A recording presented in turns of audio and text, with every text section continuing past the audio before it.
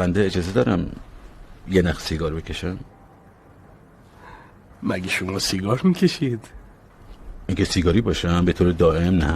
یکی تو بس دریا که میزنم پشتش سیگار میکشم دیگه که بچسبه. حالا شما شاید تجربه ندارید، میچسبه خیلی. مطمئن نه که شیشه کریستال تبش گرمه و تریاک نه شیره تریاک سرده. وقتی که شیشه میکشم گرم میشه بدنم، داغ میکنم، پشتش سریع باید تریاکو بکشم که آرومشم و بالانس شم. در واقع کوکائین خیلی بهتره. یعنی کوکائین میکشین؟ نه همیشه نه، همیشه که آدم میفته از زندگیش که نه گاگایی یکی دو خط میریزم مثلا رو همین میز دماغی میرم. خب دماغی یکی دو خط میرم بعد دیگه. دماغی میرین؟ آره نه پشت سرم نه، مثلا الان میکشم میره دیگه زودش یه ساعت دیگه.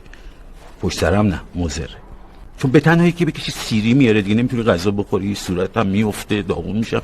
هروئین لابلاش میدونم دارم چیکار میکنم. هروئین لابلاش تزریق میکنم چون هروئین کره خوری داره. آشنایین با این اصطلاح کره خوری؟ یعنی گشنت میشه. اینا رو باید بالانس میکنم با هم. یعنی گشنه سیری کنارش گشنگی، تشم یه مقدار کراک مقداری میزنم که یبوست نشم. کراک میکشی؟ یبوست بگیرم چیکار کنم؟ بعد میایم در مورد حقوقم صحبت میکنم.